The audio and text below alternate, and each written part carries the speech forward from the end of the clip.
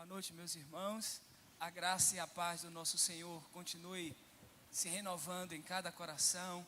Que bom que nós podemos retornar a esse lugar de culto para essa celebração comunitária. Que bom que você pôde vir, mas também queremos dar a nossa saudação para quem nos acompanha de casa. Quero convidar você que está aqui e que possa, coloque-se em pé, nós vamos orar, nós vamos agradecer a Deus por estarmos juntos aqui nesse lugar de culto e que essa experiência seja uma experiência marcante, não apenas por aquilo que nós receberemos, porque o nosso Deus, Ele é todo bondade, mas sobretudo, sobre uma disposição renovada do nosso coração para oferecer o melhor ao Senhor, mais do que receber, porque já recebemos muito dEle, a gente possa ter essa disposição renovada do nosso coração, de oferecer o melhor para Ele, através das canções, através dessa experiência de culto e tudo que nós faremos aqui nessa noite para Ele. Vamos orar?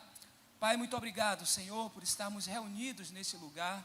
Muito obrigado porque, pela Tua graça, pelo Teu amor, nós estamos aqui. O sentido que nos faz estar reunidos aqui é o reconhecimento do Senhor, de quem é o Senhor. Nós estamos aqui porque entendemos que Tu és o Deus único, o Deus verdadeiro, Deus que merece ser louvado e adorado. Por isso, Senhor, conduz o nosso coração para darmos o melhor a Ti. Coloca o Senhor mesmo nos nossos lábios, um hino novo, um hino de louvor ao Senhor. Que essa noite não seja mais um encontro como outro qualquer, mas que seja uma oportunidade de termos corações inclinados a Ti e que também, Senhor, possamos estar abertos para receber o novo do Senhor na nossa vida. Por isso, dispõe o nosso coração neste lugar, que a nossa única exclusiva vontade seja glorificar o Teu nome nesse lugar, que através do Teu Espírito, Senhor, o Senhor glorifique o Teu nome neste lugar, conduz o nosso coração na adoração. Muito obrigado pelo Teu amor, grandioso amor que chegou até nós. Nós agradecemos tão grande amor que foi derramado em nossos corações. Receba o nosso louvor nessa noite, Senhor. Nós louvamos o Teu nome.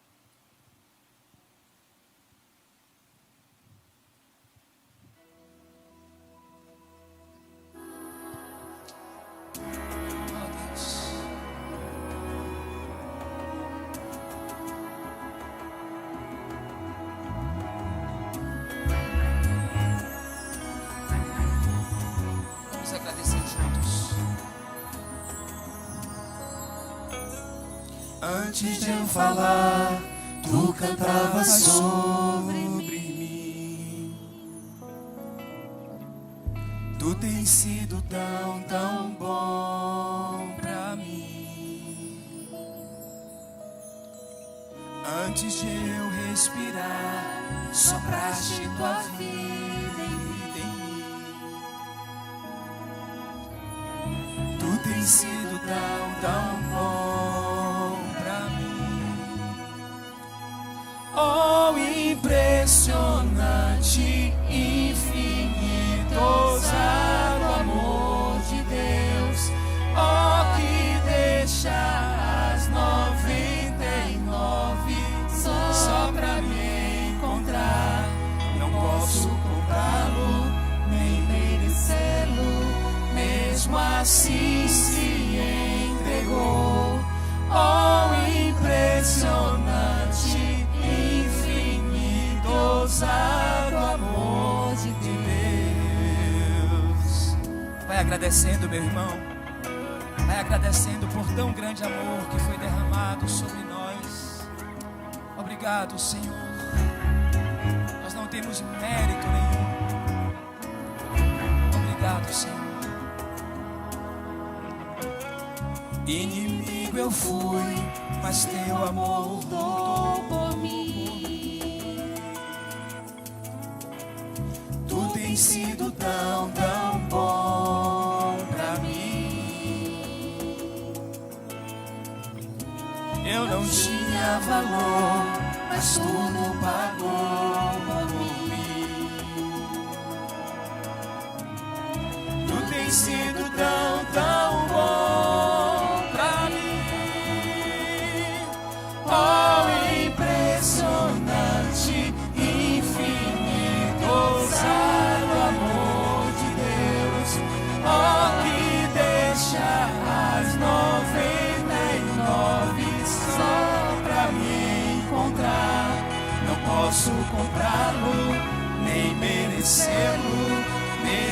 assim se entregou. Oh, impressionante, infinito, ousado amor de Deus. Aleluia. Bendito seja o nome do Senhor. Estrava-nos nas trevas, mas Ele nos trouxe para o reino do Filho do seu amor, no qual nós temos a redenção. Aleluia. Traz luz para as sombras, escala montanhas pra me encontrar. Derruba muralhas, destrói as mentiras pra me encontrar. Diga isso. Traz luz para as sombras, escala as montanhas pra me encontrar. Derruba muralhas, destrói as mentiras pra me encontrar. Cante mais forte. Traz luz para as sombras, escala as montanhas pra me encontrar. Derruba muralhas, destrói as mentiras pra me encontrar. Traz luz para as sombras, escala as montanhas pra me encontrar. Derruba muralhas, destrói as mentiras pra me encontrar. Oh, impressionante, infinito, ousado amor de Deus. Oh, que deixa as 99 só pra me encontrar. Não posso comprá-lo, nem merecê-lo, mesmo assim se entregou. Oh, impressionante, infinito, ousado amor de Deus. Tão grande é o teu amor, Senhor. Tão grande é o teu amor, tão grande é o teu amor, Senhor. Aleluia. Glórias ao nome do Senhor. Vamos ler juntos, irmãos e irmãs, o texto que está na primeira carta de João, capítulo 3. Nós leremos o versículo 1 e o versículo 2 do capítulo 3 da carta de João. Vamos ler juntos, o texto vai aparecer na tela para que todos possam ler a uma só voz. Leiamos. Vejam que grande amor o Pai nos tem concedido, a ponto de sermos chamados filhos de Deus. E de fato, somos filhos de Deus. Por essa razão, o mundo não nos conhece, porque não o conheceu. Amados, agora somos filhos de Deus, mas ainda não se manifestou o que haveremos de ser. Sabemos que quando Ele se manifestar, seremos semelhantes a Ele, porque haveremos de vê-lo como Ele é. Você crê nisso? Aleluia. Por isso você pode descansar, porque a palavra do Senhor é fiel e ela não volta vazia. Vamos louvar ao Senhor, descansando nele.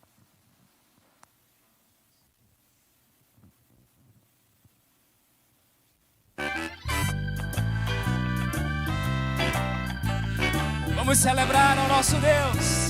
Descansa nele, confia nele. Todos juntos. Que consolação tem meu coração, descansando no poder de Deus. Ele tem prazer em me proteger, descansando no poder de Deus.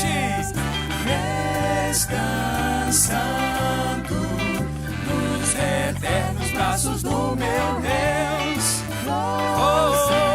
Seguro, descansando no poder de Deus. Cante, sempre avante vou, bem contente estou, descansando no poder de Deus. Tudo hei de vencer pelo seu poder, descansando no poder de Deus. Cante forte. Descansando nos nos eternos braços do meu Deus, vou seguro, descansando no poder de Deus. Descansamos em Ti, Senhor, somente em Ti. Nossos olhos estão em Ti. Vamos cantar, não recearei? Não recearei, nada temerei, descansando no poder de Deus. Tenho paz, amor, junto ao meu Senhor, descansando. Cante mais forte, descansando. Descansando nos eternos braços do meu Deus, vou seguro, descansando no poder de Deus. Lutas sem cessar, hei de atravessar, descansando no poder de Deus. Não me deixará, mas me susterá, descansando no poder de Deus. Descansando nos eternos braços do meu Deus, vou seguro, descansando. Cante mais uma vez, descansando. Descansando nos eternos braços do meu Deus, vou seguro, descansando no poder de Deus. Aleluia. Louvado seja o nome do Senhor. Irmãos, nós vamos cantar uma canção nessa noite. Ela foi separada a propósito, louvando a Deus por tudo que Ele é, por tudo que Ele tem feito, pelo que cremos que Ele vai fazer. E esse Deus que tem levado pessoas, levantado pessoas e usado pessoas para nos abençoar. Uma delas foi a nossa irmã Gláucia Carvalho, uma grande compositora, que estava enfrentando um período com enfermidade muito agressiva, resistiu bravamente, não se entregou, mas aprove ao Senhor levá-la. E talvez uma das músicas mais conhecidas dela seja essa que nós vamos cantar agora. E esse é o tempo da gente louvar ao Senhor por tudo que Ele é, mas também louvar ao Senhor pelas vidas que Ele inspira. E essa irmã que foi, mas que o seu legado ficará para nós através das suas canções, que tanto inspirou e continuará inspirando as nossas vidas. Então eu queria que enquanto você cantasse, você louvasse ao Senhor pela vida dessa serva, por tudo que ela representou e continua representando para a igreja do Senhor no Brasil, e também pelos seus familiares, para que o Deus de consolo, o doce nome, possa acalmar e consolar os familiares nessa hora. Vamos louvar.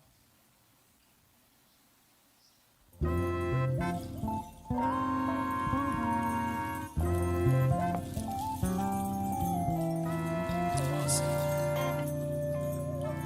podemos confiar em Ti, Senhor.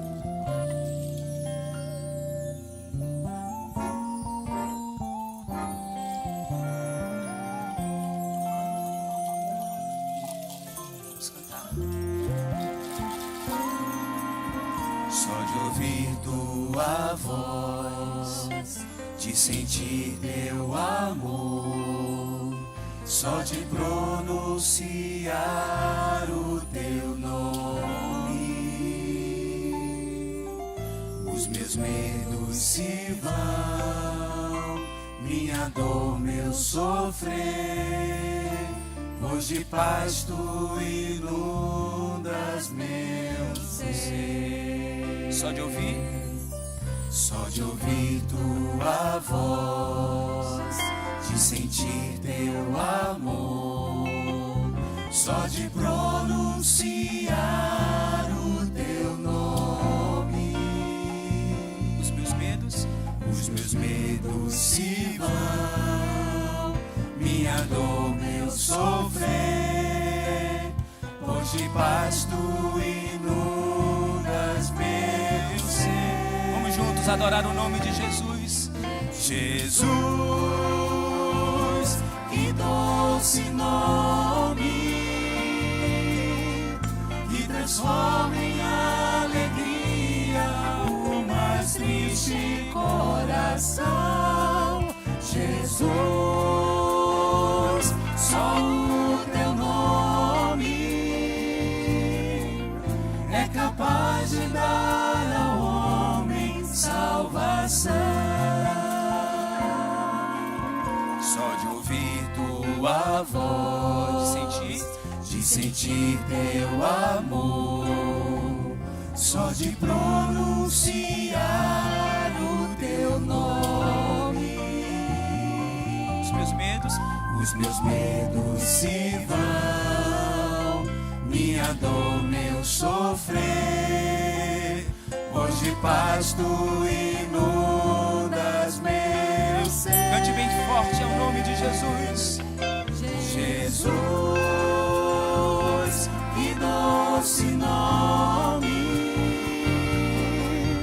que transforma em alegria o mais triste coração. Jesus, só o teu nome é capaz de dar ao homem salvação. Mais uma vez, Jesus. Jesus, que doce nome, que transforma em alegria o mais triste coração. Jesus, só o teu nome é capaz de dar ao homem salvação. É capaz de dar ao homem salvação. É capaz de dar ao homem salvação. Obrigado, Senhor. Obrigado. Louvamos o teu nome. Tome o seu assento, meu querido irmão, minha irmã. Esse é o momento que nós queremos dar as boas-vindas para todos aqueles e aquelas que estão conosco aqui nesse auditório, nessa noite, nesse tempo de celebração. E vamos fazer de forma como já fizemos em outras ocasiões. Eu pediria, caso você esteja nos visitando essa noite, coloque-se em pé aí onde você está, para que a gente possa identificar a sua presença. Olha aqui, temos aqui à minha direita. Mais alguém nos visita? Ali também, isso, seja muito bem-vinda. Mais alguém conosco aqui? Isso, já identifiquei a querida ali do nosso Joel. Alguém mais? Os irmãos que estão próximos aí acolherão esses nossos queridos e queridas, dizendo para vocês, sejam bem-vindos em nome de Jesus. A família Graça quer ser esse espaço onde você possa crescer na fé, esse espaço onde a sua família também possa ser bem acolhida nesse lugar. E a gente louva a Deus por cada um de vocês que estão conosco aqui, mas também você que ainda não faz parte da família Graça e que está nos acompanhando no nosso canal no YouTube. Queremos dizer para você também, podem voltar os assentos, queremos dizer para vocês também, sejam bem-vindos, sejam bem-vindas em nome de Jesus. De fato, não há nome como o nome do nosso Senhor. O nosso Deus, Ele é poderoso, e é um poderoso que ama, é um poderoso que acolhe, um poderoso que cuida, que nos abraça. E esse amor de Cristo, como o apóstolo Paulo declarou, o amor de Cristo nos constrange. Nós vamos louvar ao Senhor com o coral Unicanto. Enquanto nós louvamos ao Senhor, não apenas assista, mas glorifique ao nome do poderoso e santíssimo Deus. Vamos louvar.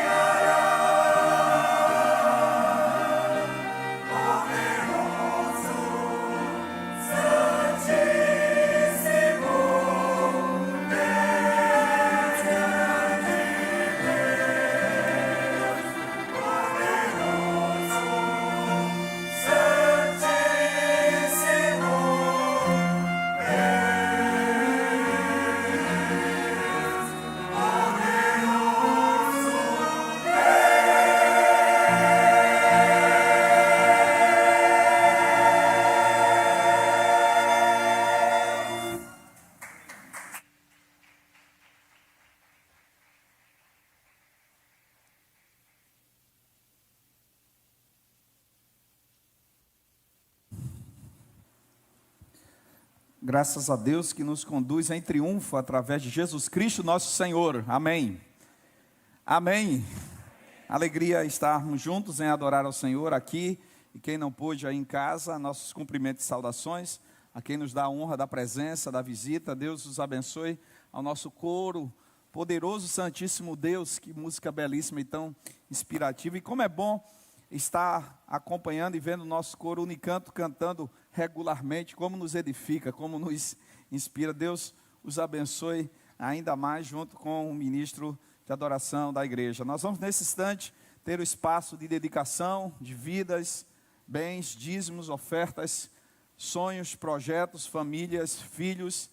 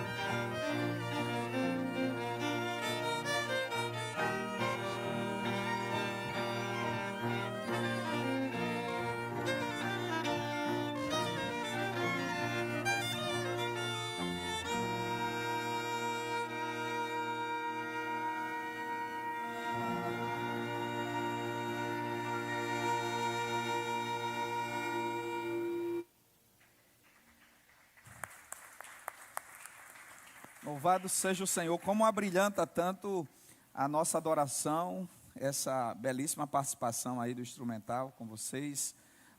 Deus abençoe, tanto em relação a acompanhando o coro, como este momento, Deus abençoe grandemente. Vamos ficar em pé e vamos orar, celebrando e agradecendo a Deus por sua fidelidade, seu cuidado, sua direção em nossas vidas. Senhor, aqui está teu povo também nos lares neste momento, sendo extremamente grato por tudo que o Senhor é e tem feito em nosso favor.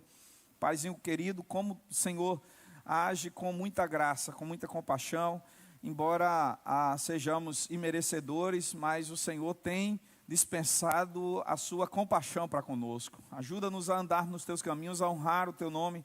Socorre os aflitos, aqueles que precisam da tua intervenção, os que estão presos espiritualmente, escravizados, sejam libertos em Cristo Jesus. Os que precisam da luz, estando em trevas, que possam ser iluminados pelo Senhor Jesus.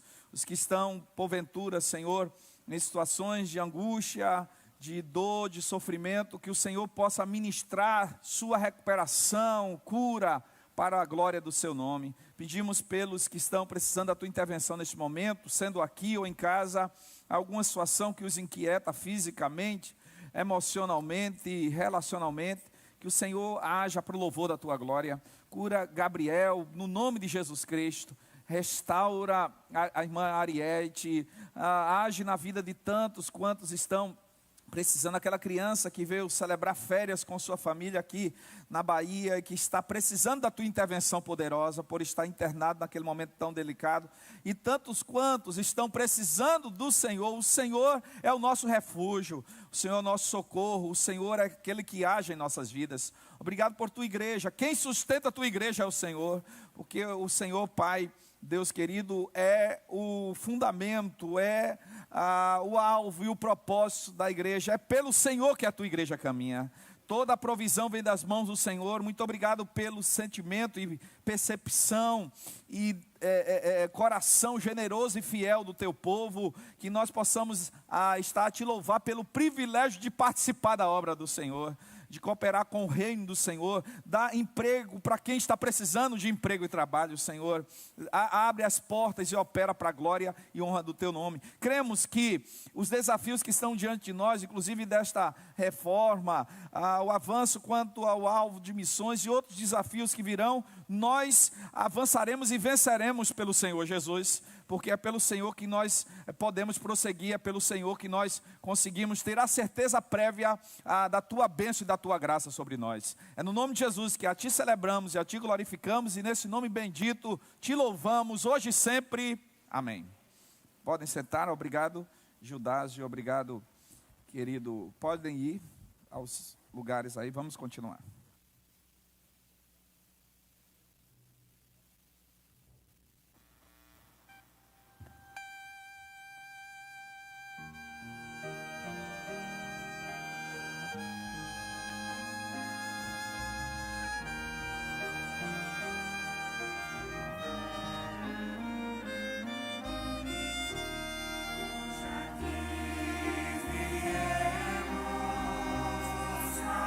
Adorar.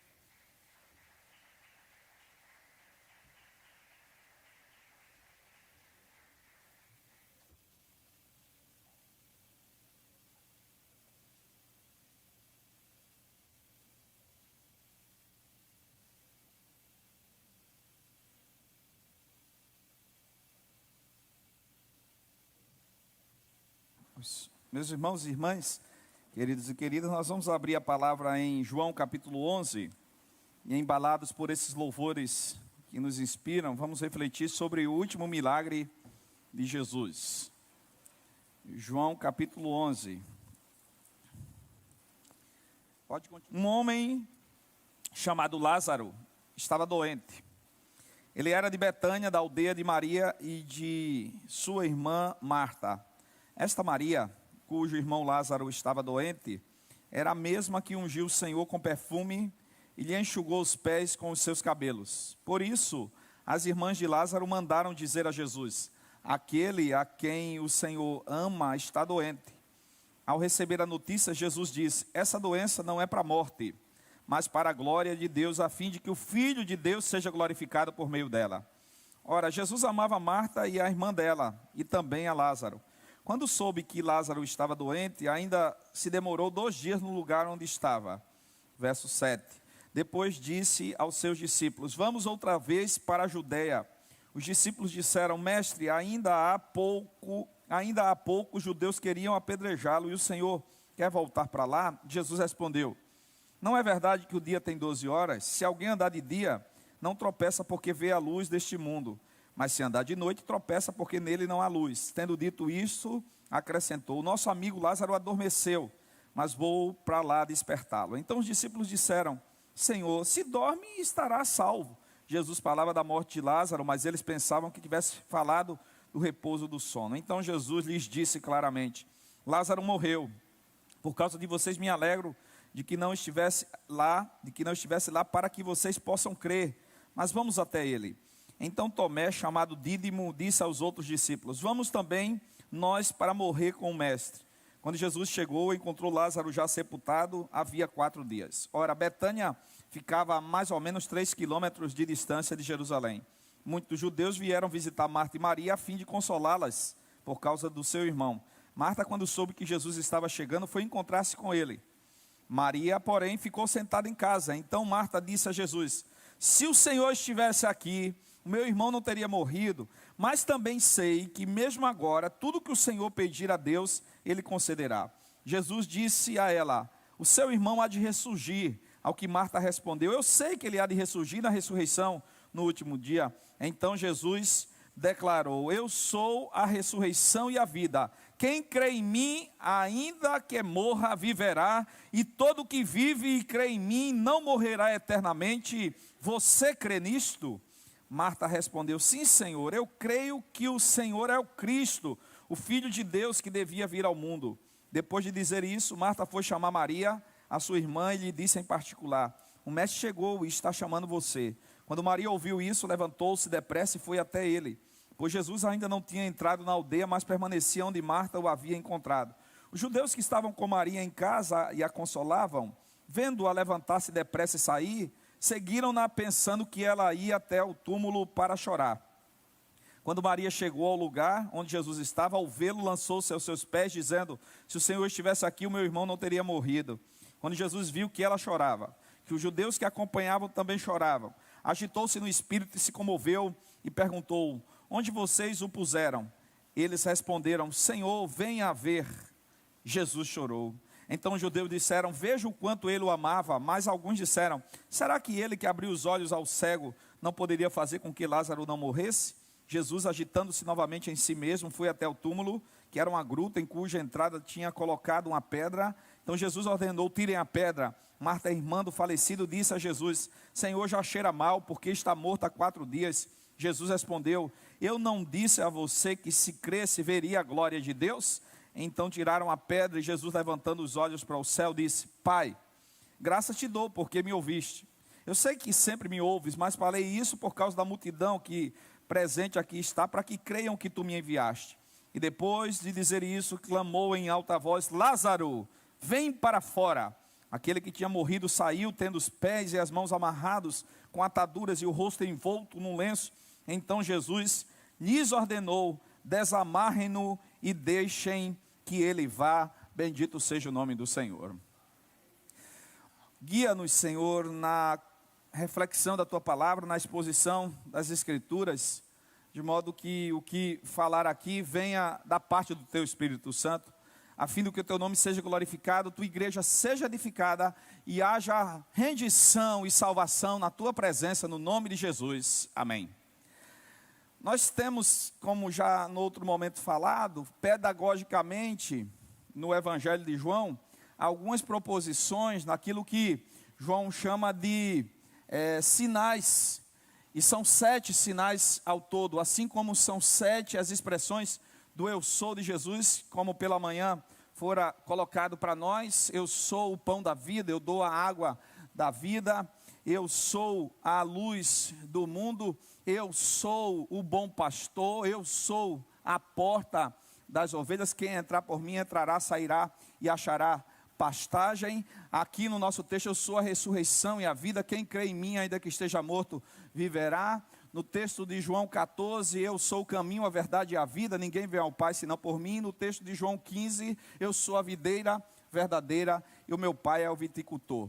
E no caso dos 7 sinais, nós temos o primeiro sinal. É curioso, algumas curiosidades do texto de João, e particularmente me chama a atenção que o primeiro milagre público de Jesus e o último milagre público de Jesus estão presentes em João, então somente em João. O primeiro fora a transformação da água em vinho, num casamento, numa boda, e o último é esse que nós temos aqui. Entre esses dois, na narrativa de João, nós temos a cura de um filho de um oficial de Herodes, que estava à beira da morte, e o Senhor o cura com uma palavra, sem sequer ir lá. Isso está no capítulo 4. Nós temos a cura daquele paralítico que há 38 anos estava numa situação altamente delicada, e o Senhor o cura, capítulo 5. Capítulo 6, nós temos a Jesus multiplicando pães e peixes, e nós temos também Jesus andando sobre as águas. No capítulo 9, nós temos Jesus curando um cego de nascença, e aqui no capítulo 11, nós temos exatamente Jesus ressuscitando Lázaro. E esse é um dos milagres, embora Jesus já tivesse ressuscitado outras pessoas, como descrição dos outros evangelhos, que é o caso da filha do líder da sinagoga, Jairo, e também o filho daquela viúva da cidade de Naim. Mas esse texto, ele traz, de fato, uma narrativa altamente impactante. Nós vamos entender no que nós chamamos do porquê Jesus ter feito este milagre neste cenário. Era a última semana de Jesus antes da crucificação. Faltavam 7 dias para Jesus seguir a Via Crucis. Jesus estava distante de Betânia e, consequentemente, de Jerusalém. A distância de Betânia para Jerusalém era de cerca de 3 quilômetros. Jesus estava numa região a cerca de 32 quilômetros, na verdade, de Betânia, 29 de Jerusalém. E um dos motivos de Jesus estar lá é porque no seu planejamento e conhecimento, ele sabia o tempo que entregaria a sua vida, porque na verdade não foi capricho humano, nem de Herodes, nem de Pilatos, nem dos líderes do Sinédrio, mas ele sabia. E ele estava lá por um dos motivos, que era a perseguição intensa que estava sendo colocada sobre ele. E agora nós vamos para a narrativa do nosso texto, e eu peço que você preste bem atenção nesse capítulo, que certamente você está aí acessado, ou continua acessado, ou então aberto para acompanhar aqui a exposição da palavra neste momento. Quero falar sobre esse último milagre em 3 perspectivas: o tempo, a forma e o propósito. Guarda aí no coração: o tempo, a forma e o propósito. Antes de falar sobre esses 3 aspectos, quero falar naquilo que antecede o milagre propriamente dito, aquilo que serve como plano de fundo do próprio texto. A verdade é que Jesus está com seus discípulos, e Marta e Maria enviam uma informação por um mensageiro para Jesus, que aquele a quem Jesus amava estava profundamente enfermo. Interessante que o verso 2 diz que a Maria é aquela que vai ungir os pés de Jesus, enxugando com seus cabelos, o que já aponta para o capítulo 12, na nossa narrativa aqui textual. Mas o interessante é essa expressão: aquele a quem o Senhor ama está doente. Não é aquele que ama o Senhor. Imagina essa proximidade, essa profundidade de relação. amor de amigo, filéu, mas amor também divino. Jesus amava a família de Betânia. Tanto é que no verso de número 5, nós vamos encontrar de novo a expressão: ora, Jesus amava a Marta e a irmã dela e também a Lázaro. Nesse sentido, nós também queremos transpor para a atualidade, para mim e para a sua vida. Jesus nos ama com um amor inigualável, ao ponto de ter sacrificado a sua vida, não só por Lázaro, Maria e Marta, mas ter sacrificado a vida por nós também. Jesus nos ama mais do que qualquer outra pessoa poderia nos amar. Jesus nos ama com profundidade, com intensidade, com plenitude. Mesmo os momentos mais difíceis que enfrentarmos ou que tivermos que lidar, Jesus nos ama. A pergunta que faço para mim agora e para você é: nos sentimos amados por Jesus? Você se sente amado por Jesus?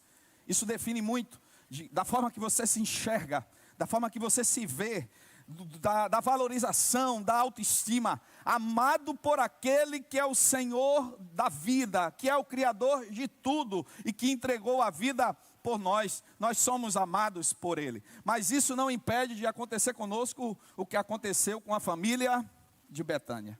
Mesmo amados por Jesus, eles se depararam com situações extremamente difíceis. E nós sabemos disso, nós não estamos imunes, nós não estamos alheios a passar por dias maus, por dias difíceis, alguns dos quais nunca imaginaríamos ter que enfrentar, de embate, de luta, de angústia, de dor, de enfermidade que nunca se imaginaria, de alguém na família que o nosso coração se dilacera, de nós mesmos sermos surpreendidos por uma situação que nos deixa realmente com o coração angustiado, até de luto, mas nós estamos sujeitos a passar por todas essas circunstâncias. Eu pergunto: Jesus nos ama menos por causa desses problemas que a gente passa? Jesus nos ama menos por causa dessas situações que a gente enfrenta? Harold Kirchner, num dos livros que muito marcou minha vida quando seminarista, que tem como título Por que coisas ruins acontecem a pessoas boas, faz justamente essa reflexão a partir da experiência dele, que perdeu seu filho com 14 anos de idade, vitimado por uma enfermidade terrível. E a nossa tendência é exatamente, talvez começar a questionar o que é que eu fiz, qual é a consequência do meu pecado, por que Deus está me punindo, ou porque eu estou passando por isso, porque eu me deparo com essa situação. E Harold Kirchner, e eu lhe incentivo a leitura desse livro, ele propõe uma reflexão que, na verdade, a vida pode, de fato, trazer as situações mais difíceis e nós estamos sujeitos a ela. Tipo quando essa situação da pandemia, que todos nós enfrentamos, uns em mais ou menos proporção, e quando exatamente eu ainda estava em processo de recuperação, recebi a ligação de uma irmã, chorando, mesmo eu estando já em casa, depois de alta, e a expressão da irmã, me lembro como hoje foi: como é que pode acontecer uma coisa dessa com o Senhor? Não podia. O Senhor é servo de Deus, teme a Deus, procura servir ao Senhor, anunciar a mensagem da palavra de Deus, do Evangelho. Aí precisei trazer esta palavra: não sou melhor que ninguém, pelo contrário, estou sujeito às mesmas provações e às mesmas lutas. Igual quando alguém me disse: Deus lhe ama demais porque preservou sua vida. Eu digo: eu sei que Ele me ama, mas ama a todos, inclusive a quem partiu, porque não tem diferença, são os seus propósitos gloriosos dentro da sua forma de agir. O livro de Philip Yancey, Decepcionado com Deus, também é muito interessante, porque ele partiu de uma experiência muito forte dele. Não sei quem sabe, quem é leitor de Philip Yancey, ele teve um câncer muito pesado, que ainda está em processo e fase de remissão, e ele precisou elaborar na sua mente muitas das suas percepções e lidar com pessoas que, mesmo cristãs, na igreja, na presença de Deus, consagradas, dedicadas, lideranças espirituais, ministeriais, lidam com situações difíceis e complicadas. A questão é que, às vezes, aquilo que parece já o limite se aprofunda. Veja aqui comigo, o verso 3 diz que Lázaro está doente. Aí Jesus, quando recebe esta informação, ele usa uma expressão bem significativa para nós. Guarda isso no coração, daqui a pouco daremos uma palavra sobre isso. Essa enfermidade ou essa doença não é para a morte, mas é para a glória de Deus, a fim de que o Filho de Deus seja glorificado por meio dela. Mas o problema é que aquilo que era informação de enfermidade vai se complicar ainda mais. Você já orou por uma situação que você esperou uma resposta e a situação ficou ainda mais difícil, mais complicada? Já aconteceu com você? Aí você intercede, aí você clama, e aí passa o tempo e parece que complica mais e você fica... O que é que está vendo? O coração fica apertado. Você já deve ter se deparado. Aqui está a família de Betânia, aqui estão as irmãs esperando uma resposta de Jesus. Qual era o tempo para que aquele mensageiro chegasse até lá? Um dia de viagem, mais um dia para voltar. Só que o texto diz, se você perceber, que Jesus propositadamente ficou ali mais 2 dias. Ou seja, Jesus não poderia ter rapidamente ido. Jesus não poderia ter dito uma palavra de lá e Lázaro ficaria curado, sim ou não? Capítulo 4, o filho é exatamente do oficial do rei Herodes. Você já perguntou em algum momento para você mesmo, aquilo que alguns fazem, por que alguns são curados do mesmo tipo de enfermidade e outros não? Ou porque aparentemente Deus ouve mais a uns do que outros? Você já assistiu o filme Superação, o Milagre da Fé? Já assistiu, não já? Quem já assistiu aqui? Sugiro pouca gente, sugiro que assistam. Um filme que nos faz refletir sobre, de fato, a confiança em Deus. Superação, o Milagre da Fé. Eu não vou dar nenhum spoiler aqui, nem poderia, mas só destacando, ele, na verdade, sofre um acidente que parece irreversível, e a sua mãe passa a exercitar a fé num nível realmente profundíssimo, de uma abertura de coração com Deus, e vai sendo trabalhada por Deus nesse processo. Quando Deus age, no final, operando na vida dele, a professora dele, uma das professoras, feliz, mas por outro lado chorando, quando toda a turma sai, ela se reporta para ele assim, e diz: por que Deus curou você e não meu esposo? Olha que expressão fortíssima. E ele fica sem ter resposta nenhuma. Aí ela diz: meu esposo teve há 2 anos um aneurisma, não suportou, morreu. Ele disse: eu não sei, eu não tenho resposta nenhuma. Menino de 15 anos de idade. Já estão dizendo que eu estou dando spoiler. Eu vou parar por aqui. Eu vou parar. Eu paro, mas eu quero estimular você a assistir. A questão é que ela mesmo cai em si e percebe a pergunta que não deveria ser. E no mais você assiste o filme, tá certo? Eu não vou falar mais não. Mas a verdade é que às vezes a gente faz esse tipo de pergunta: por que houve aquela situação e não a outra? Somos humanos e às vezes essas perguntas nos vêm à mente. A verdade é que a situação às vezes se aprofunda e chega num momento que parece intransponível, irreversível. É o caso do nosso texto. Se Jesus recebeu a notícia, quando o mensageiro veio, certamente Lázaro tinha morrido nesse caminho. Ficou mais 2 dias e vai, depois que recebe a notícia, ao 3º dia. Ao todo faz 4 dias. E aí vem a proposta deste milagre, sobre o que falarei agora acerca do tempo. Presta atenção em relação a essa questão do tempo. Guarda no teu coração o tempo do milagre de Deus. Nós somos imediatistas. Se já éramos nessa geração, somos ainda mais, não é? Somos essa geração do delivery, que desejamos que as coisas aconteçam mais rápido, o fast food, a internet que precisa ser a mais prática. Se demorar um pouco mais, a gente já fica agoniado, já fica agitado. Então a gente quer as coisas para agora, imediatamente. Quando eu lembro disso, eu digo, a gente quer que as coisas aconteçam como caldo de cana. E quando eu falo de caldo de cana, minha boca se enche d'água, porque eu sou apaixonado por caldo de cana. Coloca a cana de um lado. Você gosta de caldo de cana? Quem gosta de caldo de cana aqui é bacana, né? Com moderação, vale a pena. Na orla de quando em vez, eu passo lá, é uma beleza. Coloca do lado do outro, já desce. Então a gente é esse tipo de geração que quer as coisas assim, imediata. E quando as coisas parecem demorar, a gente fica com o coração pesaroso. Os apóstolos não entenderam bem o que é que estava acontecendo. pensaram, em princípio, que Lázaro estava dormindo, pensava que Lázaro estava descansando, mas Jesus precisou abrir para eles o que é que estava acontecendo, na verdade, com Lázaro, que Lázaro tinha morrido, e chega a dizer: eu louvo a Deus porque vocês estão aqui comigo e não estão lá, para ver o que é que o Deus fará, qual a ação de Deus na vida dele. Para alguns isso pode até traduzir uma ideia de insensibilidade de Jesus, e se você vir lá o capítulo 37, embora o 36 vai dizer que alguns judeus chegam a admirar Jesus, o fato dele ter chorado diante do túmulo de Lázaro, mas o 37 diz assim, alguns dizem: será que ele que abriu os olhos ao cego não poderia fazer com que Lázaro não morresse? É como se dissesse, se ele amava mesmo Lázaro, ele teria feito algo por Lázaro. Então passa uma espécie de insensibilidade. Mas é esse nosso tempo que a gente quer da forma mais acelerada na nossa forma de enxergar. Mas não é bem assim que o Senhor trabalha. E aqui eu quero aplicar uma palavra de Deus ao seu coração. Deus sabe das lutas que cada um de nós passamos ou estamos a passar. Sabe daquilo que estamos a esperar, das respostas que ainda não chegaram.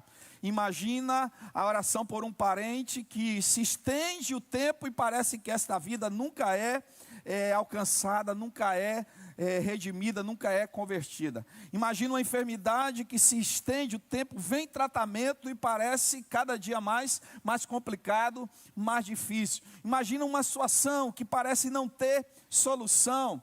Lembra de Abraão, que é um caso clássico de se esperar 25 anos por uma resposta para que ela chegue? Lembra lá, falando novamente sobre Jairo, o líder da sinagoga? Ele crê em Jesus, vai a Jesus e no caminho surge uma outra situação e o que é de uma enfermidade se transforma numa morte e o pessoal diz: deixa Jesus porque a filha já morreu, e o estágio poderia ser de desespero. É quando Jesus diz: não temas, crê somente. Mas quando o tempo vai passando, parece que a esperança tende a minar, parece que tende a angustiar o coração. E aqui eu só quero lembrar ao seu coração que a forma de Deus, o tempo de Deus trabalhar é o tempo do Kairos. É muito difícil a gente conjugar o nosso Cronos humanamente com o Kairos de Deus. É muito complexo, porque a nossa forma de querer as coisas é uma forma, é um jeito, e o jeito de Deus trabalhar é outro. E uma coisa eu posso afirmar: Deus nem sempre vai agir como a gente quer e no tempo que a gente quer, mas a presença de Deus sempre será real na nossa vida. Ele sempre vai estar presente, Ele sempre vai estar ao nosso lado, Ele sempre vai estar, de fato, nos dando suporte, nos dando força, mesmo quando as coisas não acontecem como a gente quer, Deus estará sempre nos dando o suporte que a gente precisa. E você é testemunha desta realidade. A minha oração é que o tempo de Deus se efetue na minha e na sua vida ainda mais. O tempo para aquela resposta, o tempo para aquela solução, o tempo para aquela expectativa, que o nosso coração se volte para Deus e diga: Senhor, o teu tempo é o melhor, o teu tempo é perfeito. Embora seja difícil para mim aguardar, esperar, eu quero estar diante de ti, porque a tua presença me dá força para entender que no teu tempo certo as coisas se realizarão para a glória do teu nome. A forma, vamos falar sobre a forma.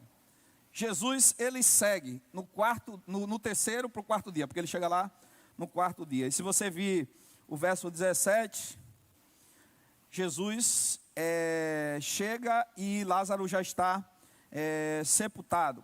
Sobre essa expressão de 4 dias, você já conhece algo que é bem elementar, importante só relembrar aqui.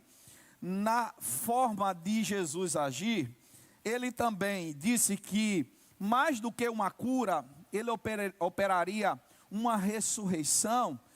Por que 4 dias para essa ressurreição? Porque havia uma crença entre os rabinos e líderes religiosos que um homem piedoso, consagrado, um profeta, um líder espiritual, poderia até 3 dias orar e o morto ressuscitar, porque na verdade ele ainda não estava plenamente morto. É como se o seu espírito, havia uma crença, ainda rondasse o seu corpo e permanecesse ali. Mas depois do 4º dia, quando o corpo já estava no início de um estágio já, por isso que o texto diz, cheirando mal, só Deus podia fazer. Nenhum homem, por mais piedoso e consagrado que fosse, poderia operar e agir. E Jesus assim, pedagogicamente, faz esse planejamento de estar ali presente no quarto dia. Outra questão importante que a gente percebe nessa ação de Jesus é que muitas vezes, ele permite que algumas situações se aprofundem em sua dificuldade, daquilo que a gente chama de algo que poderia ser feito aparentemente antes, porque ele tem poder, para deixar lá no limiar da nossa fé, naquilo que chama já nos 50 minutos do segundo tempo, para operar mais do que algo que a gente imagina, mais do que uma cura, aqui foi uma ressurreição. E nisto você é testemunha, eu também sou, e nós cremos neste poder de Deus. Há situações que parecem que vão caminhar para um desfecho terrível de tristeza, de abatimento, e o Senhor reverte a situação, o Senhor muda a realidade. Eu me lembrei agora, inevitavelmente, daquela expressão lá de Esther, capítulo 10, quando a liderança do mal ali queria a destruição do povo de Israel, o genocídio do povo de Israel. Amã e todos que com ele estavam, a Bíblia diz que sucedeu o contrário, verso 3, pode ler depois, Esther 10, 3, e sucede o contrário.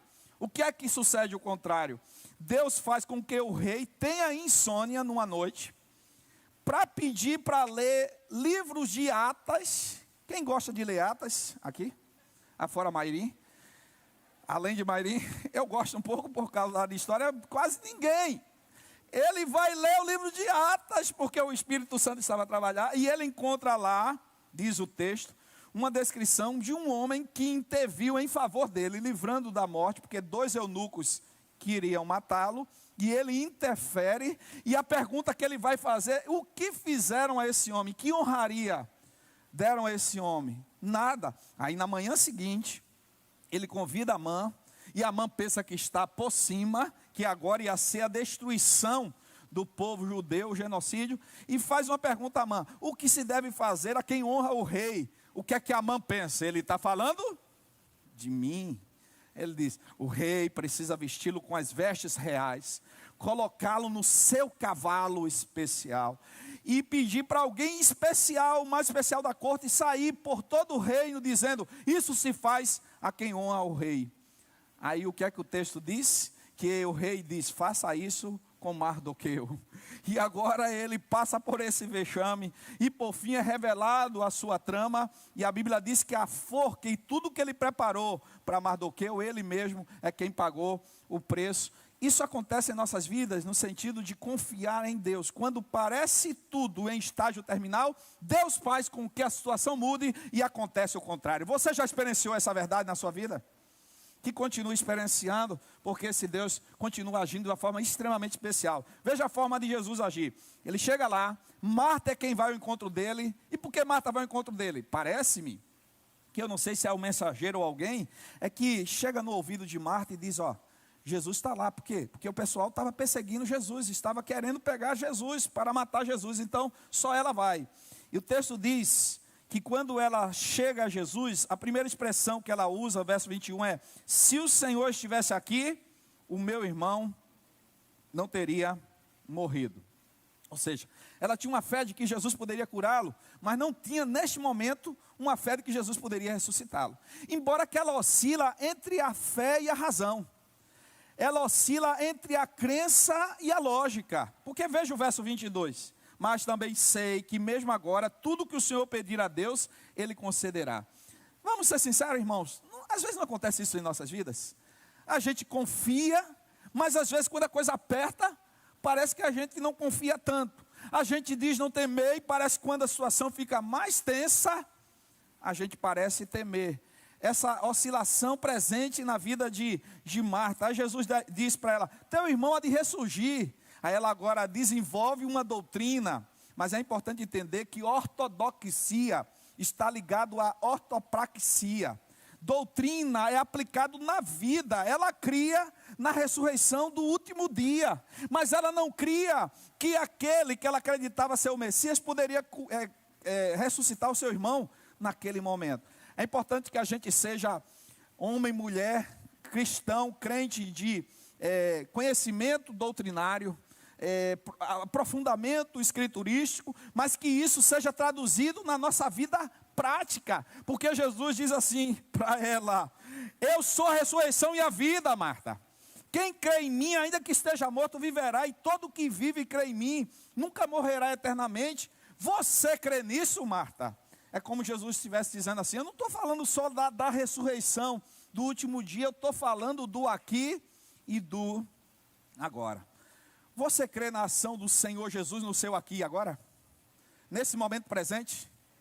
Nessa seu instante de luta, lá onde você está? Por quem você está orando agora, talvez até no leito de hospital? Você crê na ação do Senhor aqui e agora? Ele age no futuro, ele age no passado, mas ele age no presente de forma muito especial. A Bíblia diz que Deus é o nosso refúgio e fortaleza, socorro bem presente, aqui, agora. Ele está conosco nesse momento, no nosso dia a dia, naquelas situações que a gente passa. Então Marta precisava entender isso, por isso que ela responde nessa oscilação entre fé e razão: sim, Senhor, eu creio que o Senhor é o Cristo, o Filho de Deus, que devia vir ao mundo. Neste momento ela vai chamar Maria, buzina no ouvido de Maria, para que ninguém escute. O Senhor está lá para falar com você. Maria sai correndo. Os outros pensam que Maria vai para o túmulo. Na verdade, ela vai ao encontro de Jesus. Aí quando chegam lá, há o diálogo de Maria com Jesus, que usa a mesma expressão. Parece que elas combinaram. Se você vir o verso 32, é a mesma expressão do verso 22. Se o Senhor estivesse aqui, meu irmão não teria morrido. Elas estavam com o coração bem, ao tempo que triste, um pouco amargurado em dizer: por que Jesus demorou? Por que Jesus não veio no tempo que deveria vir? Aí o texto diz, verso 33, que quando Jesus a viu chorar, e também os judeus que a acompanhavam também choravam, seu coração se agita e se comove. E ele pergunta: onde ele está, o Lázaro? E eles disseram: venham aqui, Senhor. Quando Jesus vê, aqui um dos menores versículos da Bíblia, verso 35, Jesus chorou. E esse significado aqui de Jesus chorou, meus irmãos, transmite algumas ideias e quero só resumir rapidamente. Teve 3 momentos que Jesus chorou. Jesus chorou sobre Jerusalém, disperso. Jesus chorou quando do próprio Getsemane estava para entregar o seu corpo, e a gente encontra essa expressão presente lá em Hebreus capítulo 5, verso 7, e Jesus chora aqui, lá diante do corpo de Lázaro. Jesus sentia nossas dores, Jesus sabia o que é sofrer. Por isso que Jesus nos conhece perfeitamente, além de ser Deus na sua onisciência plena, ele também é humano na sua plenitude. Jesus sabe o que é ser rejeitado.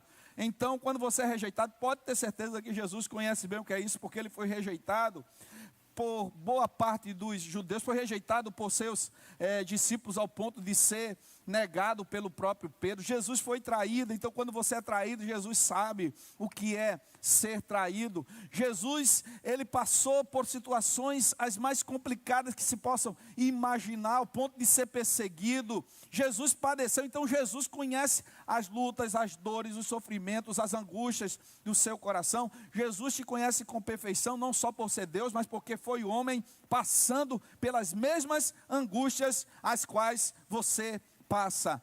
E aí ele vai justamente agora se comover no seu coração, mostrando também a realidade de que a morte não foi feita para o homem, para o ser humano.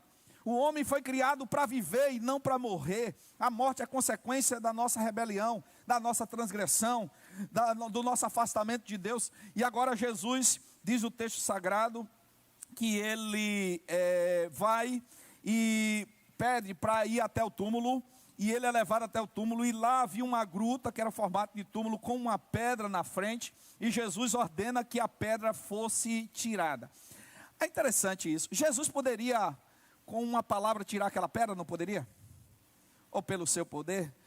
Mas além da literalidade da expressão, de ter empurrado a pedra, os homens que ali estavam e outros mais, ali também há um significado interessante. O tirar a pedra para que o milagre aconteça. Eu pergunto, será que existem pedras em nossas vidas que têm impedido uma plena realização da parte de Jesus? Entre elas, pedra da incredulidade, pedra do afastamento da presença do Senhor, pedra de ódio no coração, de rancor no coração, que tem impedido uma ação plena da parte do Senhor. Há alguma pedra que precisa ser retirada de nossas vidas para que o milagre do Senhor se realize com mais plenitude. Nesse caso, aquela pedra precisou ser afastada, e depois que a pedra ela é retirada, é afastada, a Marta veio de novo com a incredulidade. Veja o verso 39, Marta vai dizer: Senhor, já está fedendo, na nossa linguagem aqui, nordestina, porque ele está morto há 4 dias. Ela não tinha dito no verso 27 que cria que Jesus era o Cristo, o Filho de Deus que havia de vir ao mundo, e o que ele pedisse a Deus, Deus faria. Mas aí está ainda o seu coração passando por esses conflitos de tristeza, de certa angústia. E Jesus diz para ela, como se falasse mais ou menos assim: mulher, eu já não te disse que se você cresce, você veria a glória de Deus? E aqui nos vai uma lição muito importante. A gente precisa exercitar a fé. E a fé se estabelece quando todas as circunstâncias são contrárias. Alguém hoje na sala dos jovens me fez uma pergunta sobre a definição de fé. Eu disse que a melhor definição de fé está em Hebreus 11, versículo 1, capítulo 11, verso 1, que é de fato acreditar nas coisas que ainda não aconteceram, mas já pela fé vislumbrar. Mas a fé, ela tem esse componente futurista, mas também um olhar para o que Deus já fez. O que Deus já fez retroalimenta a nossa confiança para o futuro. Deus já fez grandes coisas em sua vida, além da palavra e de tudo que você crê na história, e você crê que o que Ele fez, Ele pode continuar fazendo e além? Então a fé tem esse componente, que nos leva a ver o que Deus fez e prospectar o que Deus pode fazer. Agora, para fechar essa reflexão, é interessante que Jesus poderia prontamente dizer: Lázaro, vem para fora, sem antes dizer o que diz no verso 41. Mas é interessante o verso 41, nessa forma de Jesus agir. Então, Jesus, levantando os olhos para o céu, disse: Pai, graças te dou porque me ouviste. E aí o 42, eu sei que sempre me ouves, mas falei isso por causa da multidão presente, para que creia o que tu me enviaste. O que é que a gente aprende com isso? Nas horas de mais perturbações, tribulações da vida, nas horas mais inquietantes, desesperadoras, nosso olhar precisa ser voltado para o céu, para a presença de Deus. Nós precisamos olhar para o alto, porque muitas vezes a gente tem a tendência de olhar para as circunstâncias. Lembra de Pedro, quando estava olhando fixo para Jesus, para aquele que é o autor e consumador de nossa fé, como diz o autor de Hebreus? Ele caminhava firme, mas quando se olha ao redor, a gente vê da nossa impossibilidade, da nossa fragilidade, da nossa limitação, e a nossa tendência realmente é afundar e ir de mal a pior. Portanto, olhe para o alto, olhe para aquele que pode todas as coisas, que de fato tem o controle da sua vida e tem o cuidado para com você. E a Bíblia diz que Jesus então exclama: Lázaro, vem para fora. E a Bíblia diz que ele sai ainda com os pés, mãos e corpo envolto em ataduras, como era a forma de, depois de embalsamar, enterrar os mortos de então. Isso é retirado dele, e quando a gente pensa nisso do ponto de vista espiritual, a gente entende que tem coisas que só Deus pode fazer. Você não pode converter ninguém, muito menos eu. O que eu preciso de você é testemunhar, é viver e anunciar. Agora, depois que o Espírito Santo converte uma vida, a gente precisa ajudá-la a de fato crescer e desenvolver. Isso está no ato de retirar essas ataduras e exatamente agora possibilitar uma nova realidade de vidas. Há pessoas que depois de ressuscitadas precisam de fato serem retiradas dessa situação de aprisionamento. Mas agora eu quero direcionar uma palavra para você, para finalizar, para falar sobre o propósito do milagre. Coloque o seu nome no lugar do nome Lázaro, e ouça o Senhor dizendo para você nesse momento: fulano, você, venha para fora naquilo que está precisando de um milagre, de ressurreição de sonhos, de ressurreição de projetos, de ressurreição de ministérios, de ressurreição de relacionamento, de ressurreição de outras situações, de ressurreição até mesmo de fé e de esperança.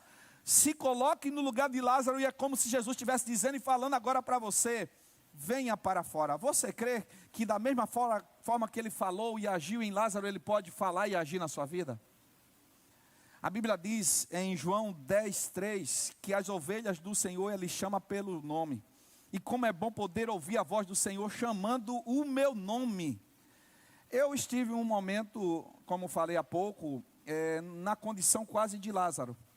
E em momentos que parecia que a respiração já estava indo embora e que a tendência era profundamente até de intubação e não sei qual desdobramento, eu ouvi na minha vivência, experiência particular, Jesus chamando o meu nome, como dizendo: vem para fora, eu tenho um propósito na sua vida para a glória do meu nome. Que assim seja também na sua vida. Continue ouvindo a voz do Senhor dizendo para você: não é o fim, nada está terminado. Por mais difícil seja o momento que o seu coração esteja angustiado, Ele está dizendo para você aqui em casa: venha para fora. Ele vai agir ainda mais para a glória do nome dEle. E aqui vem o propósito do milagre. O milagre tem um propósito triplo, há um tripé no propósito do milagre. Primeiro, a glória de Deus. Veja, nenhum milagre não teria outro objetivo que não fosse a glória de Deus. Milagres e milagreiros da modernidade, que não vise a glória de Deus, não é milagre segundo a vontade de Jesus. Porque está aqui, verso de número, você pode acompanhar aqui, são vários momentos, mas entre outros versos, o verso de número 4, o verso de número 15, o verso de número 42, e o verso de número 52 vão apontar claramente para esse propósito da glória de Deus. E juntamente com a glória de Deus, há outros dois propósitos que se seguem à glória de Deus, que é de fato o despertamento da fé, da confiança em Deus. Por isso que ele disse para os apóstolos: que bom que vocês não estavam lá, para que vocês vissem este milagre. E o verso de número 42 continua dizendo: para que crescem que exatamente o Senhor me enviou, ó Pai. E a Bíblia diz que uma grande multidão, se vocês virem aí, a partir do verso de número 45, depois vocês podem ler em casa, uma grande multidão que foi lá visitar as irmãs de Betânia e sofrer com elas, creram que Jesus era o Messias. E o terceiro milagre exatamente foi o propósito do porquê Jesus tinha vindo. Jesus não veio para satisfazer os nossos caprichos ou nos fazer andar em berços esplêndidos. Jesus veio para morrer, para nos libertar do pecado. Porque ouça uma coisa verdadeira: alguém pode experienciar 1 milagre, 3 milagres, 10 milagres. Se a pessoa não nascer de novo, não experienciar a relação pessoal com Jesus, vai morrer e vai para o inferno, mesmo tendo experienciado um monte de milagre. Por isso que, além dos milagres humanamente falando, o que a gente precisa, sobretudo, é do milagre da transformação, da conversão. Pergunto a vocês: Lázaro morreu de novo? Morreu. Mas qual foi o maior milagre, além desse registro daqui? A experiência com Jesus, a mudança da sua vida, de modo que os que creem em Jesus um dia verão Lázaro lá na presença do Senhor. Mas mais do que ver Lázaro, verão Jesus, como a gente leu hoje em 1 de João 3,2, face a face aqueles que têm esta esperança. Que o Senhor opere ainda mais em sua vida os milagres que Ele tem reservado para você. Mas o maior destes é de fato aquilo que já aconteceu na sua vida e que aconteça em tantas quantas vidas, que seja a ressurreição espiritual na presença do Senhor. Mas nós cremos neste Deus que tem o tempo certo, a forma certa e o propósito certo. Louvado seja o nome dEle para todo sempre. Amém.